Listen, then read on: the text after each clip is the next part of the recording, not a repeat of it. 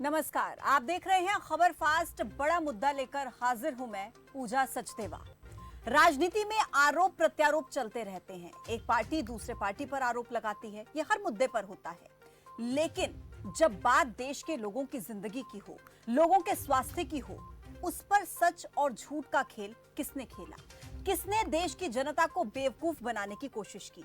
कौन सच्चा, कौन झूठा? आज बात इस पर होगी, क्योंकि एक बार फिर से दिल्ली और केंद्र सरकार के बीच जंग छिड़ गई है।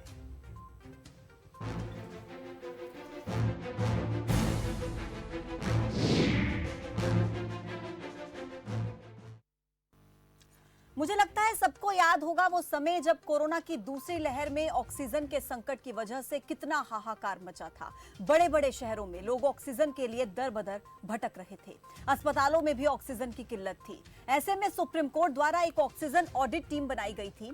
बीजेपी के राष्ट्रीय प्रवक्ता संबित पात्रा ने आरोप लगाए हैं कि इसी ऑडिट टीम की रिपोर्ट के मुताबिक 25 अप्रैल से 10 मई के बीच जब दिल्ली सरकार द्वारा 1200 मीट्रिक टन ऑक्सीजन की मांग के लिए शोर मचाया गया था, उस वक्त दिल्ली को सिर्फ 300 मीट्रिक टन ऑक्सीजन की जरूरत थी। यानी कि दिल्ली सरकार ने जरूरत से 4 गुना ज्यादा ऑक्सीजन की मांग की। संबित पात्रा ने यह भी कहा कि इस रिपोर्ट के मुताबिक दिल्ली की इसी मांग की वजह से 12 राज्यों को परेशानी हुई थी।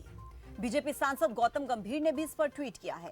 ट्वीट में चाहूंगी आप दर्शकों को दिखाएं एक बार उनके टीवी स्क्रीन पर, जिसमें वो लिखते हैं कि अरविंद केजरीवाल में शर्म अगर बाकी है तो जनता से उनको माफी मांगनी चाहिए। अरविंद केजरीवाल ने पैनिक फैलाने का काम किया है।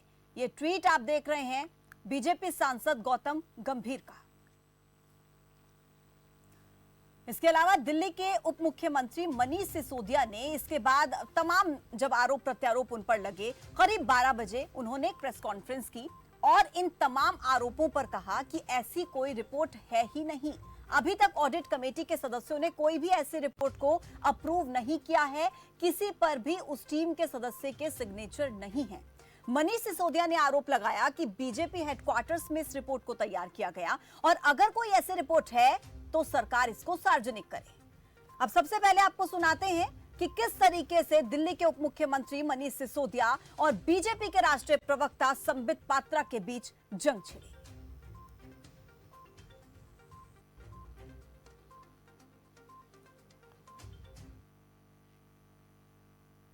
अरविंद केजरीवाल जी ने और दिल्ली सरकार ने किया, आज उसका पर्दाफाश हुआ है। कोई ऑक्सीजन को लेकर भी राजनीति कर सकता है क्या? कोई जीवन के साथ खिलवाड़ कर सकता है क्या? कोई इस प्रकार की छोटी राजनीति कर सकता है क्या?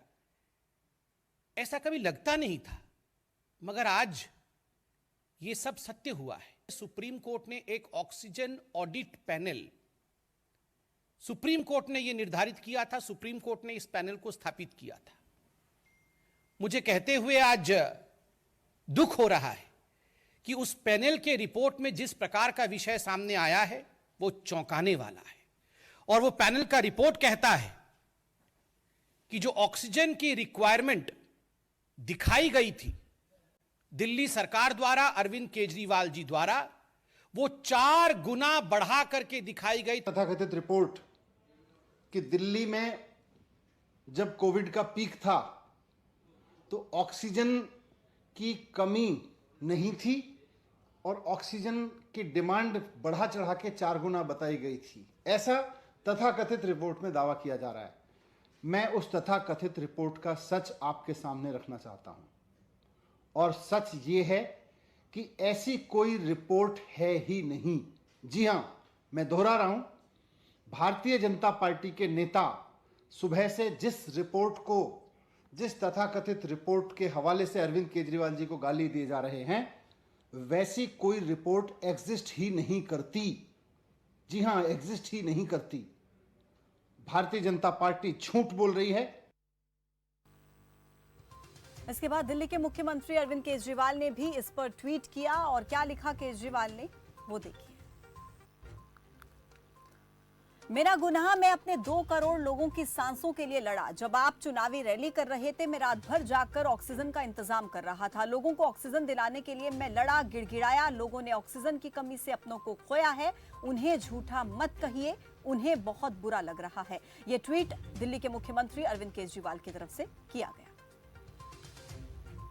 अब देखिए, मनीष सिसोदिया ने जब प्रेस कॉन्फ्रेंस की और ये कहा कि ये जो रिपोर्ट है, ऐसी कोई रिपोर्ट एग्जिस्ट ही नहीं करती है, ये अप्रूव्ड रिपोर्ट नहीं है। इसके बाद बीजेपी की तरफ से एक और दावा किया गया। बीजेपी आईटी सेल के प्रमुख अमित मालवीय ने ट्वीट करके लिखा कि दिल्ली सरकार को ऑक्सीजन ऑडिट रिपोर्ट 3 दिन पहले ही मिल गई थी, लेकिन मनीष सिसोदिया ने इसे नकार दिया। अमित मालवीय का वो ट्वीट अब आप देखिए।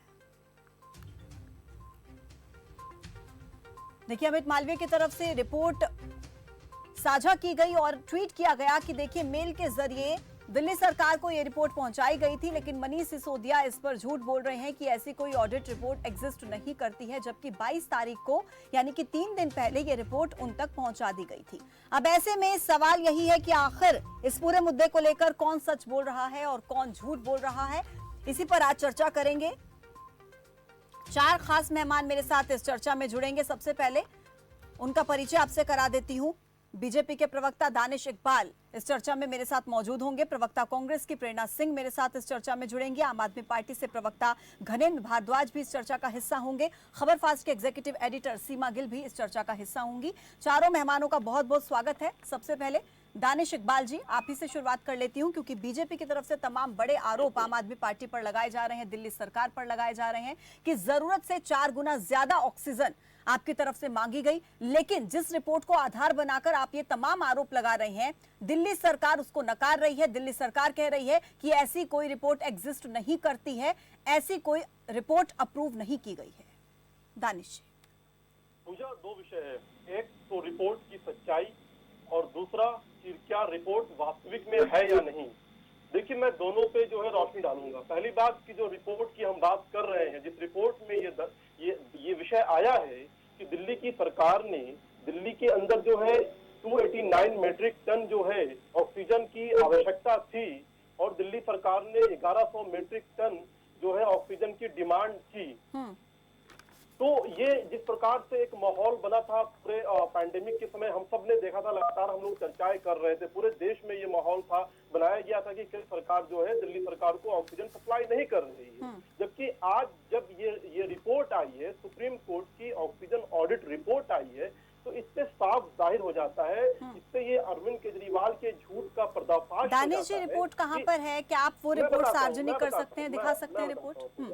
पूजा, मैं बताता हूँ। पहले तो इस रिपोर्ट के अंदर ये है कि जो आवश्यकता से अधिक जो ऑक्सीजन की डिमांड की गई, जिसके नतीजे ये हुए कि जो अलग 12 राज्यों से वो प्रभावित हुए, वहां पे ऑक्सीजन की कमी हुई, क्योंकि केंद्र सरकार को जो है दिल्ली में ज्यादा ऑक्सीजन मुहैया कराना पड़ा।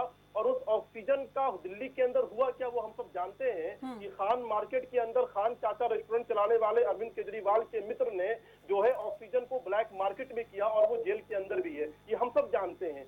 दूसरी बात कि ये रिपोर्ट की सच्चाई की ये रिपोर्ट जो है आई है कि नहीं, ये तो सच है कि सुप्रीम कोर्ट ने जो है ऑडिट कमेटी बनाई थी, उस पर रिपोर्ट भी आई है। और आज जो है हिंदुस्तान टाइम्स के जो एक रिपोर्टर हैं, उनका नाम है धनंजय महापात्रा, उन्होंने अपनी रिपोर्ट में बज़ाब्ता जो है पूरा विस्तार से इसके बारे में बताया है, ऑडिट रिपोर्ट के बारे में। एक चीज। दूसरी चीज, एएनआई ने आज पूरी विस्तार से जो है इस पे ट्वीट किया है कि इस रिपोर्ट के अंदर क्या है। और तीसरी बात कि 4 जून को इस रिपोर्ट को केंद्र सरकार के जो सेक्रेटरी होते हैं और हेल्थ सेक्रेटरी होते हैं, उनको भी ये रिपोर्ट भेजी गई है। दानिश जी, आप अभी वो रिपोर्ट लेकर बैठे हैं? जी, मेरे पास है। मैं अगर आप कहेंगे तो मैं आपको भेज सकता हूं। बिल्कुल नहीं, मुझे भेजने की जरूरत नहीं है, क्योंकि देखिए, मैं नहीं जानती कौन सच बोल रहा है, कौन झूठ बोल रहा है। और आज क्लैरिफिकेशन मुझे लगता है दिल्ली की जनता चाहती है, जिन्होंने अपने अपनों को खोया है, कि आखिर इस मुद्दे पर राजनीति कर कौन रहा है, क्योंकि दिल्ली सरकार पर जाहिर सी बात है बहुत गंभीर आरोप लगे हैं। सवाल मैं उनसे तब पूछूंगी जब वो ये मानने को तैयार होंगे कि ऐसी कोई रिपोर्ट एग्जिस्ट करती है। वो ये मान ही नहीं रहे कि ऐसी कोई रिपोर्ट है।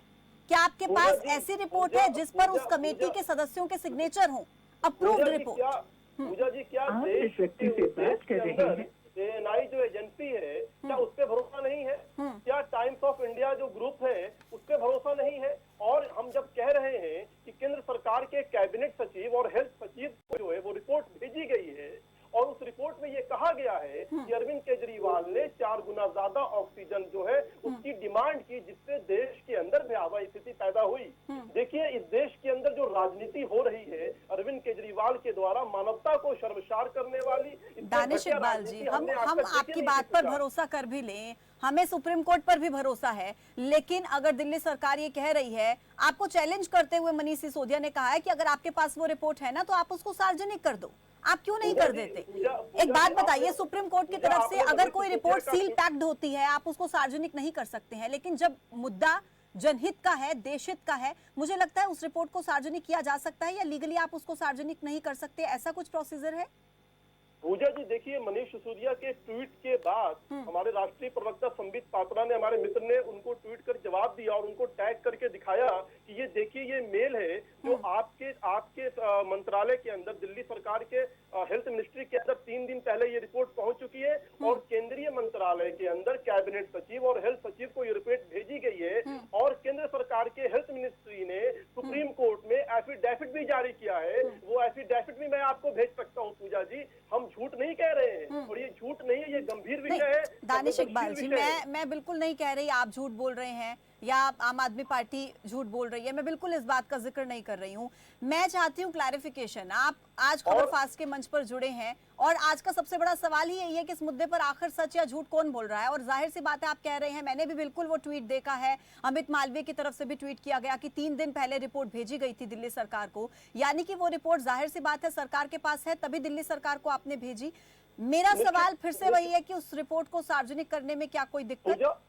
पूजा जी देखिए, सुप्रीम कोर्ट के द्वारा गठित ये ऑडिट रिपोर्ट है, तो जब ये सुप्रीम कोर्ट में ये रिपोर्ट जमा हो गई होगी या जमा होगी, औपचारिक तौर पर सुप्रीम कोर्ट इस पे संज्ञान लेगा। 30 तारीख को सुनवाई होगी, जानती हूँ मैं, ठीक है, उस तब क्लियर हो जाएगा। एक बात बताइए दानिश इकबाल जी, एक बात बताइए मुझे, ये बताइए कि ये एंट्रीम रिपोर्ट है या फुल एंड फाइनल रिपोर्ट? देखिए पूजा, ये तो एक रिपोर्ट है, ऑडिट रिपोर्ट है, तो निश्चित तौर पर ये एक जो कमेटी गठित हुई थी, जो उसके अंदर सदस्य हैं, उनके द्वारा दी गई रिपोर्ट है। अगर ये अंतरिम रिपोर्ट ना भी हो तो भी उन्होंने जिस बिंदु को दर्शाया है, नहीं, ये मैटर करता है दानिश इकबाल जी, ये मैटर करता है कि ये फाइनल रिपोर्ट है या फिर ये एंट्रिम रिपोर्ट है, ये बिल्कुल मैटर करता है। अगर ये फाइनल रिपोर्ट है, मैं क्या कह रहा हूँ, मैं कह रहा हूँ कि जिस बिंदु को इस रिपोर्ट के अंदर दर्शाया गया है वो अपने आप में महत्वपूर्ण हो जाता है, चाहे वो प्रथम दृष्टि की रिपोर्ट हो या फाइनल रिपोर्ट हो। उस पे मैं ज्यादा नहीं कह सकता हूँ, लेकिन उस बिंदु पे मैं कह रहा हूँ। दानिश इकबाल जी, आप कह रहे हैं कि हमें इंतजार करना चाहिए जब सुप्रीम कोर्ट में सुनवाई होगी और सभी बातें सामने आ जाएंगी, तो फिर मुझे लगता है थोड़ा सा इंतजार आप लोगों को भी करना चाहिए था। एकदम से आपने तमाम आरोप लगाने शुरू कर दिए, थोड़ा सा इंतजार आप भी कर सकते थे या फिर नहीं? पूजा हमारे क्षेत्र में और हमारे कैपेसिटी में जो एविडेंस है, जो सबूत थे, वो हमने रखने का काम किया, हमने कोई गलत काम नहीं किया है। ठीक है, आती हूँ मैं आपके पास। तमाम आरोप जो आपकी तरफ से लगाए गए हैं, घनेंद्र भारद्वाज जी के पास जाऊंगी तमाम सवालों को लेकर। घनेंद्र जी, दानिश इकबाल जी कह रहे हैं मैटर नहीं करता फाइनल रिपोर्ट थी या एंट्रिम रिपोर्ट थी, ये मैटर करता है कि उस रिपोर्ट में था क्या, और उस रिपोर्ट में ये था कि 4 गुना ज्यादा आपकी तरफ से डिमांड की गई और इसकी वजह से ना केवल दिल्ली में दिक्कत हुई, ना केवल केंद्र सरकार को दिक्कत हुई, बल्कि 12 और ऐसे राज्य जिनमें ऑक्सीजन की आपूर्ति की जा सकती थी, लेकिन दिल्ली की वजह से वहां पर ऑक्सीजन की आपूर्ति नहीं की गई।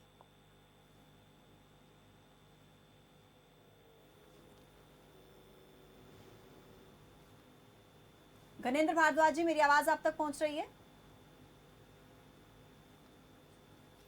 चलिए, लगता है इस वक्त कुछ तकनीकी समस्या है, फिर से उनसे जुड़ने की कोशिश करेंगे। सीमा जी का रुख मैं करूंगी। सीमा जी, किस तरीके से देखती हैं, तमाम बयानों को आपने सुना, ट्वीट वॉर को आपने सुना, यहाँ पर गलती किसकी है, सच कौन बोल रहा है और झूठ कौन बोल रहा है, ये सबसे बड़ा सवाल है।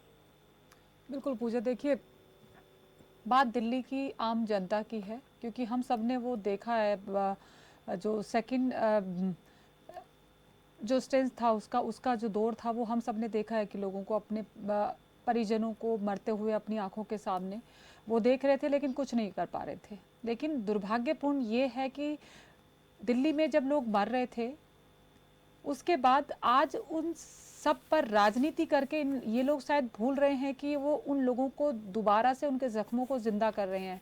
ये बहुत महत्वपूर्ण हो जाता है कि आप किस पर डिस्कशन करना चाह रहे हैं और क्यों करना चाह रहे हैं, क्योंकि जब आप सरकार चलाते हैं, चाहे वो दिल्ली सरकार हो या बीजेपी की केंद्र की सरकार हो, जब आप सरकार चलाते हैं तो आपको ये पता होना चाहिए कि आप जो मुद्दे उठा रहे हैं उसका उसका उसका महत्व क्या है। अभी हम तीसरी लेयर की बात कर रहे हैं पूजा, मैं बहुत जिम्मेदारी के साथ ये बात कह रही हूँ कि मुझे लगता है कि बात इस पर होनी चाहिए कि आगे की प्लानिंग क्या हुई है। अगर कुछ चूक हुई भी है तो उस पर इंटरनल मीटिंग्स होनी चाहिए, उस पर आत्म मंथन होना चाहिए, लेकिन वो इंटरनल डिपार्टमेंट, ना कि ओपनली पॉलिटिक्स होनी चाहिए थी। मुझे ये बात समझ में नहीं आता बीजेपी से भी और अरविंद केजरीवाल, क्योंकि आम आदमी पार्टी के प्रवक्ता भी यहाँ पर हैं, तो अगर वो सुन रहे हैं तो मैं दोनों से ये चीज़ पूछना चाहती हूँ कि जब 30 तारीख को, एक तो पहली बात है कि इकबाल दानिश इकबाल सुन रहे हैं मुझे, मैं उनसे जरूर जानना चाहूंगी, ये आपने भी ये सवाल पूछा कि जब 30 तारीख को आना ही, सुप्रीम कोर्ट के सामने ये रिपोर्ट रखी जानी थी, ऑलरेडी सबमिट हो चुकी है, तो फिर क्या आप लोग इंतजार नहीं कर सकते थे? क्या इस पर राजनीति करना बेहद जरूरी है इस वक्त में, जब हम तीसरा जो हमारा जो आने वाला स्टेन उसके लिए सब लोग चिंतित है और वो बहुत भयंकर होने वाला, ऐसी भी रिपोर्ट्स आ रही हैं उस वक्त में। और जब एक बात और बहुत महत्वपूर्ण इसमें हो जाती है पूजा, वो ये कि जब अगर ऐसा लगता है कि 4 गुना ऑक्सीजन दिल्ली को सप्लाई दी, तो क्या केंद्र की जो सरकार है, क्या उनका अपना कोई आकलन नहीं था कि अगर आपकी डिमांड इतनी नहीं थी और उधर से डिमांड क्रिएट की जा रही है तो आपने बिना किसी एनालाइज किए ऐसी सप्लाई दे दी है 4 गुना? क्या आप लोगों के अपने कोई मेजरमेंट टूल्स नहीं थे आप केंद्र सरकार के? ये बहुत बड़े सवाल है और बहुत महत्वपूर्ण सवाल है, क्योंकि लोगों ने अपने परिजनों की जिंदगियां खोई हैं और हम सब ने देखा है। दानिश इकबाल से लेकर मुझे लगता है घनेंद्र जी हो या प्रेरणा जी हो, सब लोग जानते हैं, क्योंकि सब लोग कहीं ना कहीं अपने जान पहचान में, अपने परिवार में या अपने परिचित लोगों में अपने लोगों की जिंदगी बचाने के लिए स्ट्रगल कर रहे थे। उस वक्त में अगर सरकार इस तरीके से काम करेंगे, इतनी इमेच्योर तरीके से अगर काम हो रहा था, तो वाकई चिंता का विषय। और इसमें मुझे लगता है केंद्र सरकार को भी और दिल्ली की सरकार को भी इस पर जवाब देना पड़ेगा दिल्ली की जनता को। सीमा जी, बहुत महत्वपूर्ण बात आपने कही है। मैं प्रेरणा जी के पास जाऊंगी। प्रेरणा जी, कांग्रेस पार्टी भी दिल्ली में जिस तरीके से जमीनी हालातों को देख रही थी, आपसे समझना चाहेंगे कि क्या वाकई दिल्ली में ऑक्सीजन की किल्लत थी या फिर ये फेक इमरजेंसी क्रिएट की गई थी, पैनिक क्रिएट करने की कोशिश की गई थी? देखिए, मैं कांग्रेस पार्टी के प्रतिनिधि होने से पहले दिल्ली की एक आम नागरिक हूँ। मेरे परिवार में भी, मेरे आसपास भी, मेरी जानकारी में भी ऐसे बहुत से लोग थे जो कोरोना पीड़ित थे, और मैं खुद लाइनों में लग के ऑक्सीजन के लिए हम लोग वेट कर रहे थे। और ऐसे कितने लोगों को मैं जानती हूँ जो उस समय ऑक्सीजन के अभाव में, ऑक्सीजन के इंतजार में जिनकी जान चली गई। और ऐसे समय पर इस तरीके की ऑडिट रिपोर्ट आना, ये बहुत ही चौंकाने वाला है। दरअसल दोनों ही सरकारें, चाहे वो केंद्र सरकार हो भाजपा शासित, चाहे वो दिल्ली सरकार हो केजरीवाल जी की, दोनों ने ही अपनी पर्सनल हित के लिए, अपनी खुद की राजनीति के लिए और अपने मिसमैनेजमेंट की वजह से उन्होंने दिल्ली की जनता की हत्या की है। उन सब लोगों की हत्या की है जो इस कोरोना काल में ऑक्सीजन की कमी से जिनकी जानें गई। दोनों की ही पोल खुल गई। हॉस्पिटल में कोई इंतजाम नहीं था।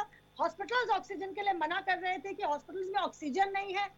लोग पर्सनल तौर पे ऑक्सीजन का इंतजाम कर पा रहे थे, लाइनों में लग के, किसी से कह के, सुन के, किसी तरीके से। लेकिन सरकार उस समय ऑक्सीजन का इंतजाम करने में सक्षम नहीं थी, जो कि बहुत ही शर्मनाक है।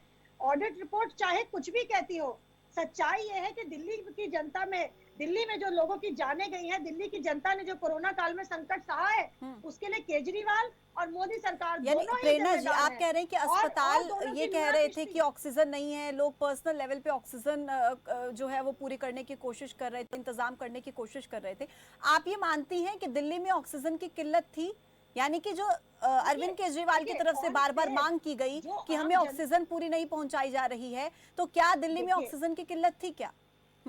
देखिए, एज अ स्पेक्टेटर, एक आम नागरिक की तरह जब मैं इस सिचुएशन को देखूं, उस समय लोगों को ऑक्सीजन नहीं मिल रही थी। अब वो ऑक्सीजन की कमी की वजह से नहीं मिल रही थी, ब्लैक मार्केटिंग की वजह से नहीं मिल रही थी, केजरीवाल जी की लापरवाही की वजह से नहीं मिल रही, या फिर मोदी सरकार की गलतियों की वजह से नहीं मिल रही थी, उस बारे में मैं नहीं कहना चाहूंगी। मगर मैं ये कहना चाहूंगी कि उस समय दिल्ली की जनता ऑक्सीजन के लिए त्राही त्राही कर रही थी, थक रही थी, और हजारों लोगों की अगर जान गई है तो ऑक्सीजन की कमी की वजह से गई है। कोविड का कुछ समय कोई इलाज नहीं था। ऑक्सीजन अगर टाइम पे लोगों को मिल जाती तो लोगों की जानें बच जाती। बहुत से लोग ऑक्सीजन के अभाव में मर गए, जिसके लिए दोनों ही सरकारें जिम्मेदार हैं। इस नूरा कुश्ती से दिल्ली की जनता का भला नहीं होने वाला। जिम्मेदारियां तय होनी चाहिए, एक पूरी इंक्वायरी होनी चाहिए कि किसकी कमी रही, जो इस तरीके का ऑक्सीजन क्राइसिस देश की राजधानी में पैदा हुआ। लोगों को 48 घंटे भूखे प्यासे जो है लाइनों में लगना पड़ा। ये समझना पड़ेगा हमें, और ये दोनों ही सरकारों को जिम्मेदारी लेनी पड़ेगी इस बात के लिए।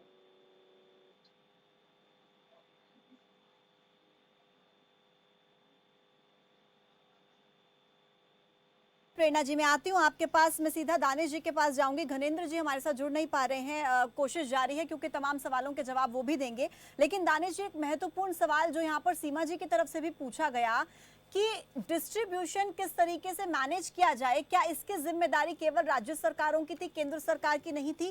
क्या डिस्ट्रीब्यूशन सेट करने से पहले कोई डॉक्टर्स का पैनल ऐसा आप लोगों की तरफ से डिसाइड किया गया, कोई ऐसी एपेक्स बॉडी आप लोगों की तरफ से बनाई गई जो इस बात को निर्धारित कर पाए कि किस राज्य को कितनी ऑक्सीजन की जरूरत पड़ेगी? बाद में सुप्रीम कोर्ट को डॉक्टर्स का पैनल बनाना पड़ा। पूजा, देखिए सीमा जी जो है वरिष्ठ पत्रकार हैं, मेरी बड़ी बहन है, और उन्होंने सवाल किया कि भारतीय जनता पार्टी राजनीति कर रही है। मैं उनसे कहना चाहता हूं कि क्या धनंजय महापात्रा हिंदुस्तान टाइम्स ग्रुप के जो रिपोर्टर हैं, क्या आज तक जो इंडिया टुडे जो मीडिया ग्रुप है, एएनआई, ये कौन से राजनीतिक दल हैं? क्या ये भारतीय जनता पार्टी के ऑफिस में आए जाते हैं? दानिश जी, क्या सीमा जी ने ये कहा दोनों राजनीति। मैंने भारतीय जनता पार्टी के लिए, मैंने दोनों पार्टियों के लिए बोला, और ये सवाल बहुत वाजिब है। अगर मैं जानना चाहती हूँ, आपने कहा कि वेट करना चाहिए था भारतीय जनता पार्टी। हाँ, मैं ये जानना चाहती थी कि ऐसा क्या आफत आ गई थी कि अभी 30 तारीख तक वेट कर लेते ना। लेकिन उससे ज्यादा महत्वपूर्ण सवाल ये है दानिश कि अगर वाकई ऐसा हुआ है कि आप लोगों ने 4 गुना ज्यादा केंद्र की सरकार ने दिल्ली को ऑक्सीजन सप्लाई की है, तो आप लोगों के पैरामीटर क्या थे चेक करने के उस वक्त में? क्योंकि आप भी जानते हैं कि हम लोग किस तरीके से स्ट्रगल कर रहे थे। बत्रा हॉस्पिटल को सबको जानते हैं कि ऑक्सीजन की कमी से कितने लोग की जान चली गई। ऐसे कितने केस आपके सामने आप लोगों ने देखे हैं, मैंने भी देखे हैं। मैं बताता हूँ सीमा जी, देखिए, अगर इस देश की बड़ी मीडिया इंडिया टुडे ग्रुप और हिंदुस्तान टाइम्स ग्रुप और एएनआई इस रिपोर्ट को लेकर के आती है, तो क्या जिम्मेदार विपक्ष होने के नाते दिल्ली के अंदर, दिल्ली प्रदेश के अंदर भारतीय जनता पार्टी की जिम्मेदारी नहीं बनती है कि इस विषय को हम उठाएं, हम सवाल अरविंद केजरीवाल से पूछे, हम सवाल आम आदमी पार्टी से पूछे? ये जिम्मेदारी बनती है। ठीक है, आपने सवाल उनसे पूछा, लेकिन सवाल तो आपसे भी है ना राजनीति नहीं है दानिश जी, सवाल तो आपसे भी है ना। केंद्र सरकार क्या मैनेजमेंट नहीं कर पाई? क्या मैनेजमेंट की जिम्मेदारी केवल राज्य सरकारों की थी? और अगर आपको लग रहा था राज्य सरकारें मैनेज नहीं कर पा रही हैं, क्यों पहले से मैनेजमेंट नहीं की गई? क्यों मेडिकल इमरजेंसी थी दानिश, ये मेडिकल इमरजेंसी थी देश में। देखिए, जब ये जनवरी के महीने में इस साल में केंद्र सरकार ने सभी राज्य की सरकारों को जो है चिट्ठी लिखी कि आने वाली जो स्थिति है, जो पैंडेमिक की स्थिति हो सकती है, जो संभावना बन सकती है, उसमें आपकी क्या तैयारियां हैं, और दिशा निर्देश केंद्र सरकार ने जैन के मंथ में सभी राज्यों को दे दिया था। केंद्र की सरकार ने पीएम केयर फंड था, उसके माध्यम से सभी प्रदेशों के अंदर ऑक्सीजन प्लांट लगाने के लिए फंड जारी कर दिया था। दिल्ली सरकार ने जो है एक भी जो है ऑक्सीजन प्लांट नहीं लगवाए। उसके बाद क्या आप ये अपेक्षा करते हैं, जब देश पैंडेमिक में हो, जब देश महामारी में हो, तो क्या आप ये अपेक्षा करेंगे कि एक सरकार जो है वो 400 मेट्रिक टन हमसे ऑक्सीजन मांग रही है कि 1100 मेट्रिक टन मांग? देखिए, सरकार का तो काम ये होता है, जिम्मेदारी ये होती है कि वो उसकी पूर्ति करे। हमें क्या मालूम कि दिल्ली की सरकार, अरविंद केजरीवाल की सरकार जो है मानवता को संस्कार करने। दानिश, आपसे ये उम्मीद नहीं करते क्योंकि देश की जनता को पता है उस वक्त में क्या हालात थे, और सरकार अगर केंद्र में आपकी है तो डेफिनेटली आपको एक पैनल गठित करना। आप हर बार बोल रहे हैं, ऐसा नहीं है कि जो पहली लहर थी उससे दूसरी लहर तक आने के बीच में जो इतना राजनीति हुई थी उसके बीच में बार बार ये बात उठी थी, और आप कितनी बार पैनल पे बैठे हम लोगों के साथ में, हम इस बात पे डिस्कशन किया है कि सरकार को एक प्लानिंग के तहत सारी चीजें करनी चाहिए थी। इसका मतलब केंद्र की सरकार से भी कहीं ना कहीं चूक हुई है। वो मैनेजमेंट जो कंट्रोल करना चाहिए था केंद्र की सरकार से, ठीक है, आप लोगों की तरफ से, सरकार की तरफ से लेटर लिखे गए सभी राज्यों को, सब कुछ हो रहा था। केंद्र सरकार की तरफ से जो करना था वो सब कुछ हो रहा था। राज्य सरकारों ने जो नहीं किया वो भी ठीक है, उसके लिए उनको जवाब देना पड़ेगा। लेकिन केंद्र सरकार की क्या इसके बाद जिम्मेदारी खत्म हो जाती है? क्या उनको ये चेक नहीं करना? अगर मैं उससे कोई डिमांड की जा रही है तो क्या मैं ये चेक नहीं करूंगा देने से पहले कि क्या वो डिमांड वाजिब है? क्या हमारे पास उतना भी इंफ्रास्ट्रक्चर नहीं है केंद्र सरकार के पास? सीमा जी, देखिए, दिल्ली के हालात को फर्स्ट फेज में भी देश के गृह मंत्री ने अपने हाथों में लेकर के संभाला था और सेकंड फेज में भी केंद्र सरकार के गृह मंत्रालय ने ही संभाला था। दिल्ली के अंदर चाहे वो डीआरडीओ के अस्पताल बनाए गए हों, चाहे बेड लगाए गए हों, चाहे पैरामेडिकल स्टाफ लगाए गए हों, लेकिन ये कौन अपेक्षा कर सकता, ये कौन जो है अपेक्षा कर सकता है कि एक ऐसी सरकार बैठी है जो ब्लैक मार्केटिंग कर रही है, जो मुनाफाखोरी कर रही है, जो दानिश चोरी कर इकबाल रही जी, है, वो आपकी तरफ से देखिए तमाम आरोप लगाए जा रहे हैं। आप लोगों ने पहले भी इस बात का जिक्र किया कि दिल्ली सरकार इस सिचुएशन को संभाल नहीं पा रही है। जब आप लोगों ने ये मान लिया कि दिल्ली सरकार परिस्थितियों को संभाल नहीं पा रही है, तो आप ये कैसे कह सकते हैं कि आप ऐसे उम्मीद नहीं कर सकते थे? आप क्या उम्मीद कर रहे थे कि दिल्ली सरकार बहुत अच्छे से काम कर रही है? आप ये उम्मीद कर रहे थे, आप मानते हैं, आपको उम्मीद थी दिल्ली सरकार से?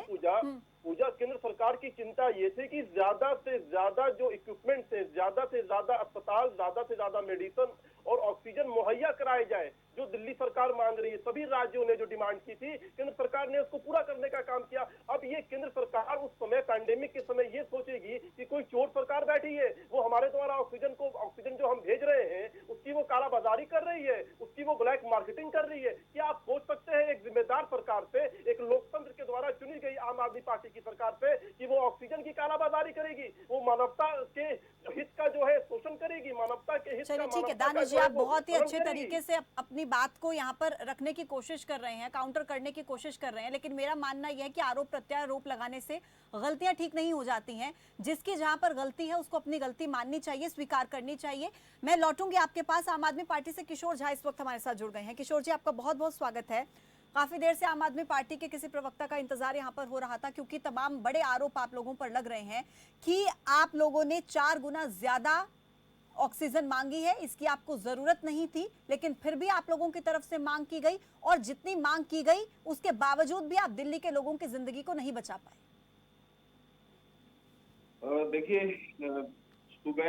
आज सुबह से ही भारतीय जनता पार्टी के बड़े बड़े प्रवक्ता, बड़े बड़े नेता, केंद्रीय मंत्री और पूरी की पूरी केंद्र सरकार आज अरविंद केजरीवाल जी को गाली देने के लिए अपना सारा काम छोड़ के टीवी पे आके बैठ के उनको गालियां दी जा रही है।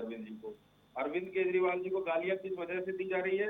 एक रिपोर्ट के ऊपर कि भाई कोई एक भाजपा के अपने कार्यालय में किसी बनी हुई रिपोर्ट का हवाला देते हुए ये कह रहे हैं कि भाई 4 गुना जो है ऑक्सीजन की डिमांड को इन्फ्लेट कर दिया।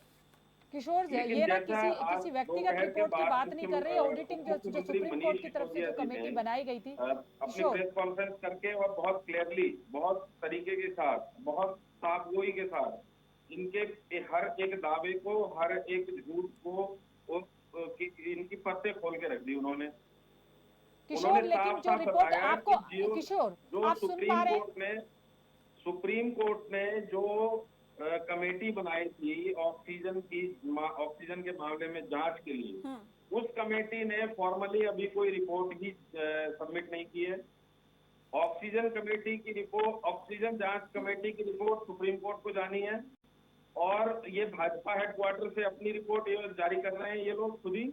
किशोर जी, तो इनका पूरे तरीके से झूठ का पुलिंदा है जो उसके द्वारा किशोर जी प्लीज, एक सेकंड, मैं अपनी बात आगे बढ़ाना चाहूंगा। नहीं, आपने बीच में एक बात कही, उसी से काउंटर क्वेश्चन में आपसे पूछना चाहूंगी। आपने कहा कि ऐसी कोई रिपोर्ट है ही नहीं, लेकिन जमीनी स्तर पर जब इस बारे में बात की गई है, सुप्रीम कोर्ट से भी काफी हम देख रहे हैं लगातार सुबह से तमाम मीडिया चैनल्स के रिपोर्टर्स बड़े बड़े वहां पर पहुंच रहे हैं, बातचीत करने की कोशिश कर रहे हैं वहां पर कि आखिर मसला क्या है। तो जानकारी ये मिल रही है कि एक अंतरिम रिपोर्ट जो है वो दाखिल की गई है। हालांकि उसको फुल एंड फाइनल रिपोर्ट नहीं कहा जा सकता, ये बात सच है, लेकिन एक एंटरिम रिपोर्ट उनकी तरफ से दाखिल की गई है। लेकिन आप लोग कह रहे हैं कि ऐसी कोई रिपोर्ट है ही नहीं। पहले आप ये क्लियर कीजिए कि एक रिपोर्ट है ऐसी जो फाइनल रिपोर्ट नहीं है लेकिन एंटरिम रिपोर्ट है।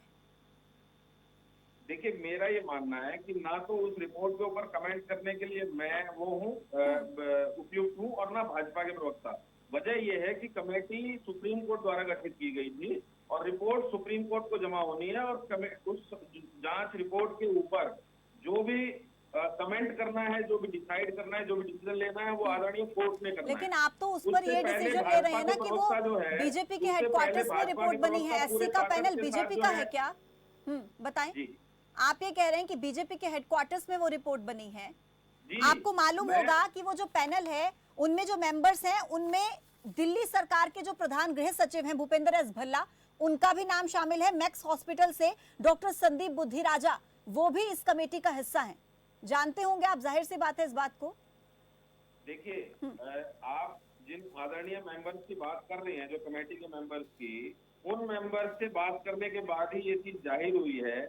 उप मुख्यमंत्री जी ने उनसे खुद बात की कमेटी के सदस्यों के साथ और इस रिपोर्ट के बारे में उनसे सच्चाई जानने की कोशिश की। तो उसमें उन्होंने उनकी तरफ से साफ साफ कहना है कि ना ही ऐसी किसी रिपोर्ट को हमने साइन किया है, ना ही ऐसी कोई रिपोर्ट हमने जमा की है। तो ये किस रिपोर्ट का हवाला दे रहे हैं, इन्हीं से पूछा जाए। और देखिए, इनकी आदत है आरोप लगाने की, या अपना आरोप लगाते रहेंगे। लेकिन मेरा इनसे एक सवाल है, एक छोटा सा सवाल है कि भाई जब पूरा देश ऑक्सीजन के लिए संघर्ष कर रहा था, जब तमाम सरकारें, जब तमाम अस्पतालों में बिना ऑक्सीजन के लोग जो है मर रहे थे, जब दिल्ली का हर एक आदमी, हर एक पेशेंट ऑक्सीजन के लिए दर दर की ठोकरें खा रहा था, तो हमारे देश के आदरणीय प्रधानमंत्री और तमाम कैबिनेट के उनके मंत्री, तमाम सांसद, ये सब जो है बंगाल में चुनाव लड़ रहे थे। आज जब स्थिति कुछ संभली है, दिल्ली सरकार की कोशिशों की वजह से कहिए, आप डॉक्टर्स की कोशिशों की वजह से और दिल्ली वालों की अपनी सावधानी की वजह से अगर स्थिति में सुधार आया है, तो उस वक्त पे ये आके उन लोगों की, ये जो किशोर आरोप जी, हैं, कभी दिल्ली सरकार की तरफ से कहा जाता है कि दिल्ली में ऑक्सीजन की किल्लत है, केंद्र सरकार ऑक्सीजन की आपूर्ति नहीं कर रही है। फिर 48 घंटों के बाद दिल्ली के मुख्यमंत्री केजरीवाल प्रधानमंत्री का शुक्रिया अदा करते हैं कि आपने हम तक ऑक्सीजन पहुंचा दी। फिर आप कहते हैं आपसे सवाल नहीं पूछे जाएंगे। एक बात बताइए, अगर ऑक्सीजन की किल्लत दिल्ली में वाकई थी, तो क्यों फिर दिल्ली के मुख्यमंत्री की तरफ से 48 घंटे के बाद प्रधानमंत्री का शुक्रिया अदा किया गया? देखिए, ऑक्सीजन की किल्लत थी काफी दिनों तक लगातार, जहां पे दिल्ली के कुछ अस्पतालों में ऑक्सीजन के बिना मरीजों की मौत हुई है। ये चीज भुलाया नहीं जा सकता, ये मीडिया की तमाम रिपोर्ट के अंदर आपको मिल जाएंगी। मैं सिर्फ ये कहूंगा कि ऑक्सीजन की कमी के अलग अलग चरण थे। ऑक्सीजन की कमी थी, आदरणीय मुख्यमंत्री जी ने प्रधानमंत्री जी से मांग की, उनसे बात करने की कोशिश की और उन्होंने ऑक्सीजन का अलॉटमेंट बढ़ाया। और अलॉटमेंट बढ़ाना और ऑक्सीजन की सप्लाई बढ़ाना, ये दो अलग अलग चीजें थी। ऑक्सीजन का जब अलॉटमेंट बढ़ाया गया तो मुख्यमंत्री जी ने प्रधानमंत्री जी को चिट्ठी लिख के धन्यवाद दिया। तो मेरा ये मानना है कि अगर केंद्र सरकार हमारी किसी भी स्थिति में मदद करती है, तो हमें उनका पूरे तरीके से धन्यवाद देना किशोर चाहिए। जी, उसमें कोई बहुत दिक्कत अच्छी नहीं। बात है कि आप अच्छी चीजों का समर्थन करते हैं और आप थैंक यू करते हैं। सीमा जी, मैं आ रही हूं आपके पास। इसी से जुड़ा एक और सवाल मैं एक बार इनसे पूछना चाहूंगी। मुझे एक बात बताइए कि ऐसे और भी कई राज्य थे जहां पर ऑक्सीजन की किल्लत थी, कोरोना के कहर से जूझ रहे थे। कई बड़े राज्य ऐसे थे, केवल दिल्ली तो था नहीं, लेकिन ऑक्सीजन को लेकर हल्ला सबसे ज्यादा दिल्ली में क्यों मचा? देखिए, दिल्ली में हल्ला, अब दिल्ली में एक ऐसी सरकार है जो सिर्फ मोदी जी प्रधानमंत्री है या केंद्र में भाजपा की सरकार है, और पीछे से किसी सरकार की, किसी राज्य सरकार की क्या मिली भगत है, उनके साथ क्या वो है समझौता है इंटरनली, वो हमें नहीं पता। दिल्ली में एक ऐसी सरकार है जो दिल्ली की जनता के लिए, दिल्ली की अपनी जनता के लिए, अगर उन्हें किसी भी स्तर पे दिक्कत है, अगर किसी भी चीज की दिक्कत है, तो वो सरकार जो है पुरजोर कोशिश करके अपनी दिल्ली की जनता के दुख को, मतलब पूरे देश में केवल दिल्ली में एक ऐसी सरकार है जो लोगों के दुख को समझती है और उनके लिए पुरजोर कोशिश करती है, बाकी सरकारें कुछ नहीं कर रही। ठीक है, समझ में आ गया। सीमा जी पूछिए।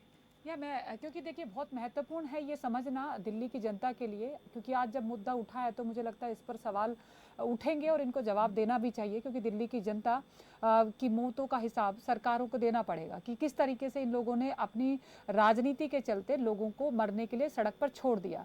मैं जैसे बीजेपी से पूछ रही थी, मैं वैसे आम आदमी पार्टी से भी पूछना चाहती हूँ, क्योंकि ये बहुत महत्वपूर्ण सवाल है कि आप बार बार कह रहे हैं कि केंद्र की सरकार राजनीति कर रही है, लेकिन जो पहली लहर से जो दूसरे लहर के बीच का जो टाइम था, जिस वक्त में केंद्र सरकार की तरफ से लेटर लिखे गए कि आप अपने अपने तरीके से अपना इंतजाम कीजिए और आपके पास फंड भी आए थे, उसके बाद आप लोगों ने ऑक्सीजन प्लांट पर काम क्यों नहीं किया? क्या दिल्ली सरकार इसके लिए जवाब देगी?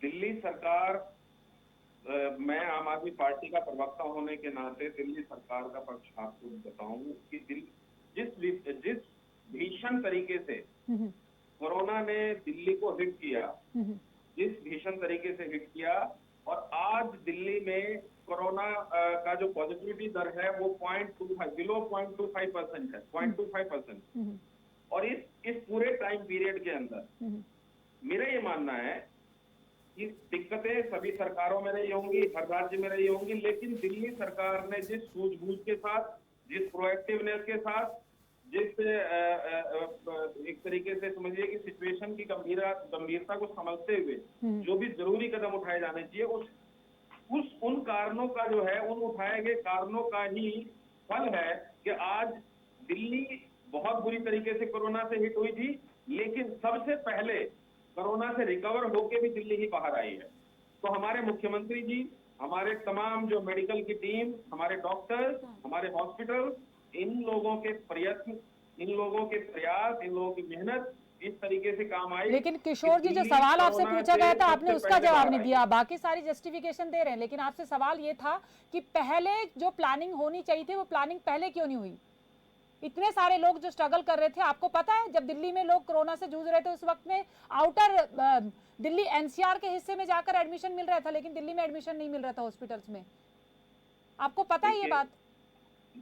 देखिए, मैं इस चीज को बिल्कुल डिनाई नहीं करूंगा कि कुछ वक्त तक ऑक्सीजन बेड, आईसीयू और वेंटिलेटर्स की दिक्कत दिल्ली में हुई थी कुछ टाइम के लिए, और उसका कारण ये था कि कोरोना की इसकी स्प्रेड की स्पीड थी, इसकी गंभीरता का अंदाजा जो है ठीक कोई भी नहीं लगा पाया। कोरोना से रिकवर हो जाए दिल्ली तो दिल्ली सरकार ने बहुत अच्छा काम किया, कोरोना से जूझ रहा है दिल्ली तो कोरोना की गलती दिल्ली सरकार की कोई गलती नहीं।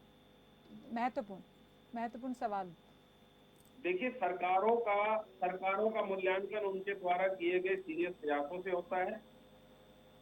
ये महामारी है, पूरे विश्व जूझ रहा है और हम भी जूझ रहे हैं, लेकिन दिल्ली सरकार की कार्यकुशलता इस चीज को साबित करती है कि दिल्ली सबसे पहले कोरोना से लड़के बाहर निकली, और जबकि दिल्ली सबसे बुरी तरीके से कोरोना से पीड़ित थी। सर, अगर आप इस बात को मान रहे हैं कि दिल्ली सबसे पहले कोरोना से बाहर निकली, दिल्ली सरकार ने बहुत अच्छे से काम किया, तो दिल्ली बुरी तरीके से पीड़ित थी कोरोना से, इसका जिम्मेदार कौन है? कोरोना जिम्मेदार है इसका? इसकी जिम्मेदारी मेरा ये मानना है, देखिए अरविंद केजरीवाल जी ने पहले दिन से कोरोना के खिलाफ जो लड़ाई हुई है, पहले दिन से उस लड़ाई को लीड किया। इस तरीके से मैं आपको उदाहरण दूंगा। कुछ दिल्ली सबसे पहला राज्य था जिसने जो है प्लाज्मा थेरेपी शुरू किया, और फिर उसको पूरे देश में केंद्र सरकार ने लागू किया। दूसरा, आप एक चीज देखिए कि दिल्ली के अंदर माइक्रो कंटेनमेंट जोन का कंसेप्ट दिल्ली के अंदर सबसे पहले लागू किया गया, और फिर केंद्र सरकार ने उसको पूरे देश में लागू किया।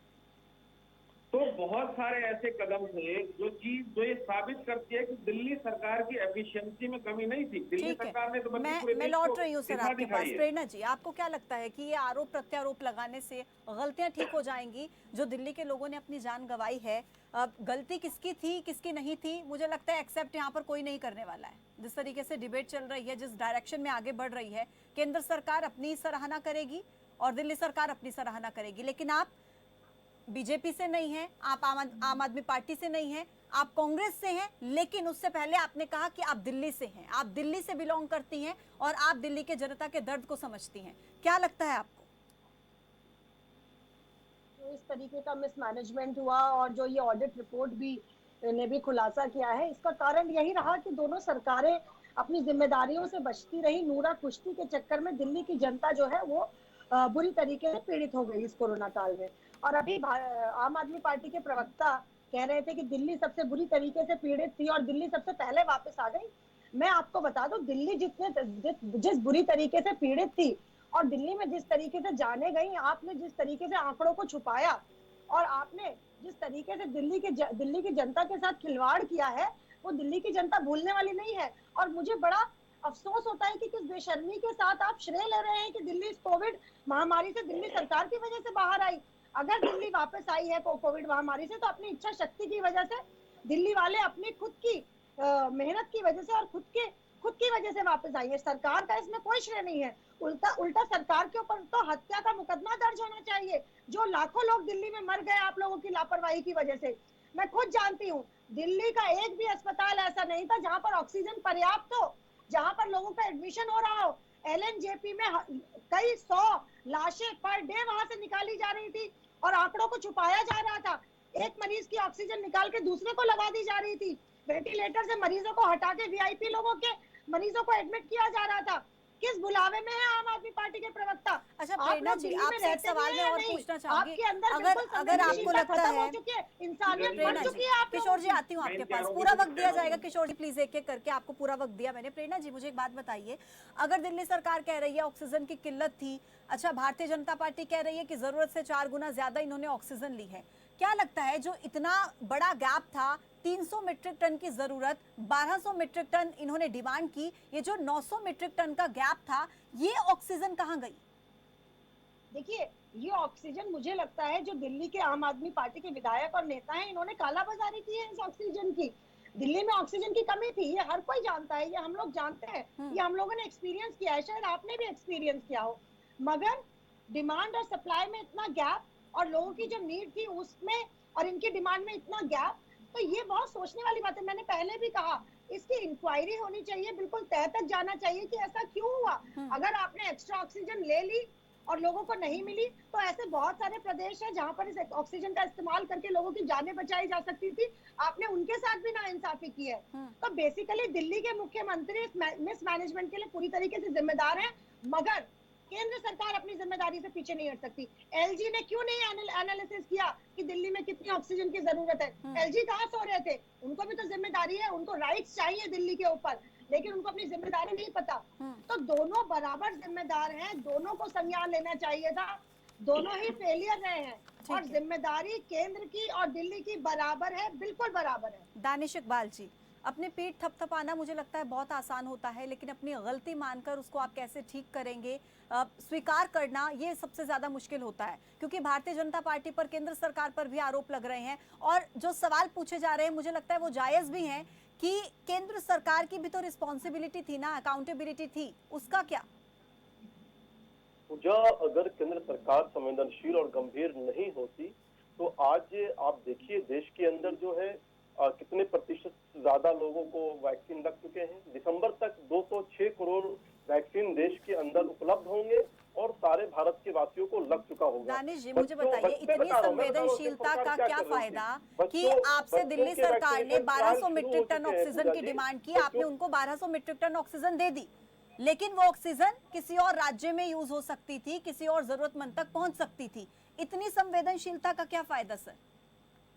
पूजा जी देखिए, 1200 मैट्रिक टन ऑक्सीजन दे नहीं दी, उन्होंने जरूरत 300 मैट्रिक टन की थी, उन्होंने 1100 और 1200 मैट्रिक टन मांगे हैं और केंद्र की सरकार ने उनको कभी 600 दिए हैं, कभी 800 दिए हैं, कभी 700 दिए हैं। मान रहे हैं ना, जरूरत से ज्यादा दी, जरूरत से ज्यादा दी ना, जिम्मेदारी निभाई है। देखिए अगर पहले से मैनेजमेंट किया होता तो ये जो इतना मीट्रिक टन का डिफरेंस आ रहा है ये नहीं होता ना। जो भी आरोप लगाए जा रहे हैं, कोई कह रहा है ब्लैक मार्केटिंग की, मिसयूज किया, नहीं होना था ना, ये जरूरतमंद तक पहुंचती ना वो।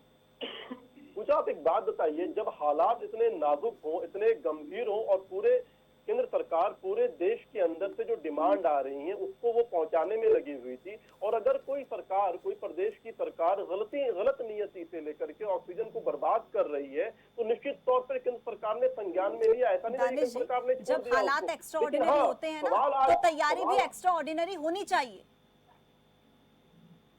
जब हालात एक्स्ट्रा ऑर्डिनरी थे तो तैयारी एक्स्ट्रा ऑर्डिनरी क्यों नहीं थी? सवाल यही है आपसे भी, दिल्ली सरकार से भी। तैयारी नहीं होती, अगर तैयारी नहीं होती, गृह मंत्रालय 5000 तैयार नहीं कर चुका होता। सरकार तो बंगाल में चुनाव लड़ रही थी, आपको भी मालूम है कि सरकार तो दिल्ली के उत्तर अंदर प्रदेश में पंचायत के चुनाव करवा रही थी, सरकार के लिए तो उस समय चुनाव प्राथमिकता थी, लोगों की जो जाने गई उसकी उनको कोई परवाह नहीं थी। बनवाए हैं केंद्र सरकार के गृह आप किस तरीके की बातें कर रहे हैं? बहुत संवेदनशील मुद्दा है, किसी पार्टी के राजनेता एक एक करके बोलेंगे तो ज्यादा अच्छे से समझ आए। क्या आप समझ सकते हैं उन लोगों का दर्द कि जब आपके मोदी जी लाखों लोगों की रैली कर रहे थे मैं आपको सुन रहा और देश में कितने लोग मर रहे हो थे? गए तब आप बोलिए प्लीज। किस तरीके की संवेदनशीलता है ये सरकार की कि चुनावी रैली करना उनके लिए जरूरी है और जो देश की जनता मर रही है वो उसका संज्ञान लेना उनकी जरूरत नहीं है। राहुल गांधी कहाँ थे? राहुल गांधी क्या जनता की सेवा कर रहे थे? राहुल गांधी क्या जनता की सेवा कर रहे थे? राहुल गांधी क्या घर घर भोजन पहुंचा रहे थे? राहुल गांधी क्या घर घर लोगों को ऑक्सीजन पहुंचा रहे थे? होने देंगे। सर प्लीज एक एक करके बात कीजिए सर, यहाँ पर भी आप कंफ्यूजन क्रिएट कर रहे हैं ऑडिट रिपोर्ट की तरह। प्लीज सर एक एक करके बात कीजिए प्लीज सर। सवाल नहीं पूछेंगे आप, राहुल गांधी से सवाल पूछेंगे। क्यों राहुल गांधी विपक्ष के नेता नहीं है क्या? राहुल गांधी देश के नेता नहीं है क्या? आपकी सरकार छत्तीसगढ़ में नहीं है क्या? आपकी सरकार जो है राजस्थान में नहीं है क्या? आपकी सरकार पंजाब में नहीं है क्या? नहीं, छत्तीसगढ़ में क्या हो रहा था, राजस्थान में क्या हो रहा था? वैक्सीनेशन की बर्बादी हो रही थी, वैक्सीनेशन का मिसमैनेजमेंट हो रहा था। अपने कब कहा प्रदेश की दिया? जनता के लिए कब काम कहा कर दिया रही प्रेरणा थी, जी? चुनावी रैली में भाषण नहीं दे रही थी आप लोगों की तरह। शर्म नहीं, आनी अगर हम चाहिए चुनावी आपको। रैली में यूपी भाषण में दे जो रहे कोविड होते फैला, तो देश के यूपी अंदर में जो वैक्सीनेशन सिचुएशन को आप बना लोग रहे कंट्रोल थे। हुई, देश वो के इसलिए अंदर हुई प्लीज सर क्योंकि एक एक आप करके पानी के बात चुनाव रखिए। कराने में व्यस्त थे। सिचुएशंस ना क्यों नहीं छत्तीसगढ़ आपने में चुनाव सही थी, को ना आगे बढ़ाया? राजस्थान में, ना लोगों दिल्ली की जिंदगी से में, ज्यादा ना जरूरी यूपी है में। आपके लिए प्लीज चुनाव सर जीतना एक एक है। करके, सर एक एक करके बात कीजिए प्लीज। पूजा आप जी, लोग एक प्रेरणा जी दूसरे को पर शांत आरोप करिए। प्रत्यारोप लगा रहे हैं, लेकिन अपनी गलती नहीं आज जो माननी लोग है। आपको सुन रहे होंगे ना, तीनों पार्टियों शर्म के आ रही प्रवक्ता होगी कि हमारे उन्होंने साथ कभी यहाँ पर भारतीय बैठे जनता हैं, पार्टी को वोट लेकिन दिया है। राजस्थान में क्या हुआ उसकी जवाबदेही कौन तय करेगा? इतनी वैक्सीन की किल्लत की जो खबरें सामने आ रही थी, वेस्टेज की जो खबरें सामने आ रही थी, उसकी जवाबदेही कौन तय करेगा? सब एक दूसरे पर सरकार आरोप की है, प्रत्यारोप तू मगर मैं करने में जिस लगे हैं। तरीके प्लीज से सर राजस्थान सीमा जी के को पास जाऊंगी। छत्तीसगढ़ सीमा को जी टारगेट किया जाता है। राजस्थान और देखिए, छत्तीसगढ़ सबसे बेहतर तरीके से उन्होंने कोविड महामारी को हैंडल किया है। दिल्ली प्रेरणा, सरकार बेहतर कहती तरीके है से दिल्ली वहाँ ने पर बेहतर प्रेरणा, तरीके से मैनेज किया, आप सरकार कहती है कुछ भी राजस्थान ने मैनिपुलेट बेहतर करके तरीके से मीडिया मैनेज में किया, दिखा केंद्र के ध्यान सरकार कहती है हमने तो बटाने पूरे के देश लिए को वो बेहतर बात ठीक तरीके नहीं से है। मैनेज किया। जो उत्तर लोग प्रदेश मर का क्या गए, हाल है? जिन लोगों ने उत्तर अपनी प्रदेश जान में गंवा CT दी, स्कैन, जिन लोगों ने के टेस्टिंग अपनों तक ने नहीं हो रही थी उनके लोगों सामने की। दम तोड़ उसके दिया बारे में हम ऑक्सीजन लोग की बात किल्लत नहीं की करेंगे। वजह से, तरसते वो तरसते करके तड़पते पूरे तड़पते। देश का ध्यान प्लीज प्रेरणा जी, राजस्थान और प्लीज छत्तीसगढ़ की सीमा तरफ जी, डाइवर्ट कर दिया जाता है। सीमा बहुत जी गलत तरीके की प्लीज राजनीति प्लीज है ये। प्रेरणा जी। एमपी में कितने लोग मरे, उसके प्रेरणा बारे जी, में कोई बात नहीं कर प्रेरणा रहा। जी, आपकी भी सरकारें हैं कई राज्यों में, आपको भी सुनना पड़ेगा, क्योंकि आपसे भी सवाल उठाए गए बार बार इस चीज को लेकर के, क्योंकि मैनेजमेंट इस देश में, चाहे वो केंद्र सरकार हो चाहे राज्य सरकार हो, सभी का मिस मैनेजमेंट रहा है पूजा। इसमें मुझे नहीं लगता कि कोई भी डाउट है, क्योंकि जिस तरीके के जो हालात थे, पहली लहर थी तो हम सब समझ रहे थे कि किसी भी तरीके से समझ पाना मुश्किल था कि क्या होगा, लेकिन दूसरी लहर से ठीक पहले जिस तरह के इंतजाम होने चाहिए थे देश भर में राज्य सरकारों की तरफ से और केंद्र सरकारों की तरफ से, वो बिल्कुल नहीं हुआ। इसमें कोई डाउट नहीं है। जिम्मेदारी केंद्र सरकार की बहुत बड़ी थी, लेकिन इसके साथ साथ आप ये नहीं कह सकते कि राज्य सरकारें अपनी जिम्मेदारी से पल्ला झाड़ सकती हैं। लेकिन अनफॉर्चुनेटली हुआ ये कि आपस में लड़ने में लगे केंद्र सरकार और राज्य सरकारें, बीजेपी शासित प्रदेशों की सरकारें और कांग्रेस शासित प्रदेशों की सरकारें, आम आदमी पार्टी की सरकारें आपस में लड़ रही हैं। ये इस देश का दुर्भाग्य है। तीसरी लहर का हम इंतजार कर रहे हैं, लोग डरे हुए हैं, क्योंकि तीसरी लहर में बार बार ये कहा जा रहा है कि इस लहर का इफेक्ट बच्चों पर ज्यादा होगा। और सीमा जी, उससे लेकिन पहले भी कितनी तैयारी शुरू कर दी है अब तक? मैं वही बात कर रही हूँ कि इस वक्त में जब वो होना चाहिए जो दूसरी लहर से पहले होना चाहिए था, नहीं हुआ। उसके बावजूद अभी तीसरी लहर से पहले वो जो सब होना चाहिए उस पर कोई बात नहीं करना चाहता, लेकिन राजनीति सब करना चाहते हैं, क्योंकि राजनीति इनको सूट करती है। इलेक्शन यूपी में है, पंजाब में है, ठीक है, आप समझ लीजिए, आप जीत जाएंगे इलेक्शन। हो सकता है 5 साल 10 साल आप सरकार कंटिन्यू कर जाएंगे, चाहे आम आदमी पार्टी की बात हो या बीजेपी की बात हो या कांग्रेस की बात हो, लेकिन इस देश से जो लोग चले जाएंगे उनके बारे में कभी सोचिए, उनके परिवार के बारे में सोचिए। और आप लोगों की जिम्मेदारी है, क्योंकि सत्ता सिर्फ सुख भोगने के लिए नहीं होती है। जिम्मेदारी का एहसास करना बहुत ज़रूरी है इस वक्त में कि इस देश को एक कलेक्टिव एफर्ट्स के साथ में लीडरशिप की ज़रूरत है। केंद्र सरकार और राज्य सरकारें जिस तरीके से साथ मिलकर काम करना चाहिए, उस पर अभी भी कोई सबक हमने नहीं लिया। दूसरी लहर में पूजा आप देखिएगा जिस तरीके से आपने देखा, क्योंकि हम लोग मीडिया के लोग हैं और हम लोग उस वक्त ऑफिस में आ रहे थे हर रोज, जो वो जो तस्वीरें जो निकल कर आ रही थी, जो लोगों की डेड बॉडीज जो गंगा में बह रही थी, या लोगों के हॉस्पिटल्स के बाहर जो हालात थे, बत्रा वाला जो था, हम लोग व्यक्तिगत तौर पर हम दुखी थे। हम समझ नहीं आ रहे थे, हमारे पास रोज फ़ोन आते थे लोगों के कि कहीं एडमिशन मिल जाए, कहीं पर ऑक्सीजन की किल्लत की वजह से लोग अपने को मरते हुए देख रहे थे, लेकिन कुछ नहीं कर पा रहे थे। लेकिन सरकारें क्या वाकई इतनी संवेदनशील हो जाती हैं? क्या सत्ता अपने आप में इतना बड़ा हो जाता है कि मानवीय मूल्य बिल्कुल जीरो पे चले जाते हैं? ये बहुत बड़े सवाल है। मुझे लगता है यहाँ पर जितने भी पैनलिस्ट हैं, वो तमाम पैनलिस्ट और उनकी पार्टी और उनकी जो तमाम लीडरशिप है, उन सबको ये सोचने की ज़रूरत है, क्या अब जब पूरा हिंदुस्तान ही नहीं बल्कि दुनिया भर में एक ऐसी महामारी से जूझ रहा है पूरा दुनिया, उस वक्त में क्या हम अभी भी अपनी मानवीय संवेदनाओं को जागृत करने की बजाय राजनीति करते रहेंगे? कब तक? बिल्कुल। ये महत्वपूर्ण सवाल है। मुझे लगता है इस पर सबको गौर करने की जरूरत है, चाहे वो बीजेपी हो चाहे आम आदमी पार्टी हो, क्योंकि ऐसा हम सब लोग जानते हैं कि सबने राजनीति की है। यहाँ पर कोई भी दूध से धुला हुआ हमाम में सब नंगे हैं, सब लोगों की तरफ से गलतियां हुई हैं बस। लेकिन गुजारिश यही है कि प्लीज इस देश की जनता के लिए, इस देश के आने वाले भविष्य के लिए आप लोग प्लीज कोरोना के नाम पर राजनीति मत कीजिए, रास्ते निकालिए कि कैसे हम अपने आने वाली जनरेशंस को बचा सकते हैं, क्योंकि ये हमारे यहाँ से जाने वाला नहीं है। ये बहुत महत्वपूर्ण है कि कोरोना हमारी लाइफ से नहीं जाने वाला, सिर्फ हमारा मैनेजमेंट है जो उसको बचा सकता है, सरकारों की जो दूरदृष्टिता है वो इसको बचा सकती है, कलेक्टिव एफर्ट्स है जो इसको बचा सकता है, उस पर काम करने की जरूरत है। बिल्कुल। प्रेरणा जी कुछ कह रही थी, आप जल्दी से कंप्लीट कीजिए अपनी बात। बिल्कुल सीमा जी से सहमत हूँ, मगर सीमा जी एक बात बताइए, कब ऐसा हुआ है कि राज्य सरकारों को अपने वैक्सीन का इंतजाम खुद करना पड़ा? हमेशा ऐसा होता है कि केंद्र सरकार वैक्सीन का इंतजाम करती है और राज्य सरकारों को देती है। कब ऐसा हुआ कि कोई भी महामारी हुई, उसके वैक्सीन इतने महंगे हुए? कितने लोगों को फ्री में वैक्सीन लग पा रहा है और कितने लोग 1400 रुपए, 1800 रुपए, 1600। लेकिन मैंने तो इस पे स्टेटमेंट नहीं दिया है ना। मैं अप्रिशिएट कर रही हूँ बीजेपी को। पूरी तरीके से अपनी जिम्मेदारी से पीछे हट चुकी है।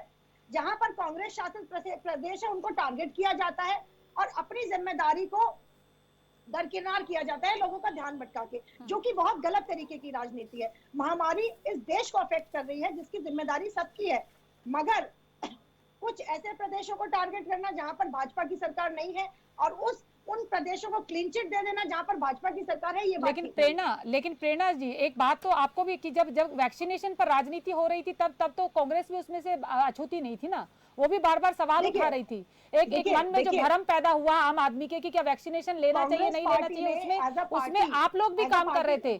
आपको पता है कि राजस्थान की जो राजनीति है, यूपी में और राजस्थान में जो हुआ था कोरोना के टाइम पे, वो किस तरह की राजनीति हो रही थी। लोग इंतजार कर रहे थे कि राज्य से दूसरे राज्य में जाने के लिए, लेकिन सरकारें डिसीजन नहीं ले पा रही थी। तो ये राजनीति नहीं थी क्या? अगर कुछ लोग पर्सनल अपनी टिप्पणी करते हैं तो कांग्रेस पार्टी नहीं, ये क्या राजनीति नहीं थी कि राजस्थान और यूपी के लोग आपस में एक दूसरे के राज्य में नहीं जा पा रहे थे और सरकारें डिसीजन नहीं ले पा रही थी? क्या इसमें राजनीति नहीं हो रही थी कांग्रेस की तरफ से और बीजेपी की तरफ से? मैंने कहा यूपी राजस्थान को हमने देखा है, शासित प्रदेशों को टारगेट किया जाए और मुख्य मुद्दों से लोगों का ध्यान भटका के रखा जाए। इस तरीके की राजनीति भाजपा कर रही है, जिससे कोई भी अछूता नहीं आती हूँ आपके पास। मेरे पास समय की कमी है। किशोर जी कुछ कह रहे थे, किशोर जी जल्दी से। देखिए सीमा जी ने बताया कि भाई आज की डेट में हमें आपसी लड़ाई छोड़ के और जो तीसरी आने वाली वेव, संभावित वेव है, उसकी तैयारियों की तरफ ध्यान देना चाहिए। तो मैं आप लोगों की सबको सूचना के लिए बता दूं, आपके माध्यम से दर्शकों तक की बात बता दूं कि दिल्ली सरकार बहुत पहले अपनी तैयारियां शुरू कर चुकी है। हमने 27 से अधिक पीएसए प्लांट लगा दिए ऑक्सीजन के, 150 मीट्रिक टन से अधिक के स्टोरेज की नई क्षमता जनरेट की है। तीन क्रायोजेनिक टैंकर जो ट्रांसपोर्टेशन के लिए ऑक्सीजन के लिए वो खरीदे गए हैं और बेड्स की स्थिति इस हिसाब से तैयार की जा रही है कि अगर 45,000 केस पर डे दिल्ली को झेलने पड़े तो भी हमारी तैयारियां जो है पुख्ता रहे, तो भी उन चीजों की कमी ना रहे, बेड्स की कमी ना रहे। तो पिछली लहर में कुछ दिनों के लिए जरूर हमें देखने को कभी आप दिल्ली के अस्पतालों में जाकर आप लोगों ने विजिट किया है? मैं अपनी बात खत्म करना। किशोर जी नहीं, मैं जानना चाहती हूँ कि क्या आप कभी दिल्ली के हॉस्पिटल्स में गए हैं? आप लोगों ने विजिट किया अभी दौरान में? मैं गई हूँ, मैं जाके देखी हूँ, मैं ग्राउंड पे जानती हूँ कि क्या हालात हैं। सिर्फ पेपर पे होने से काम नहीं चल जाएगा ना किशोर जी, हमने देखा है दूसरी लहर में लोगों को मरते हुए।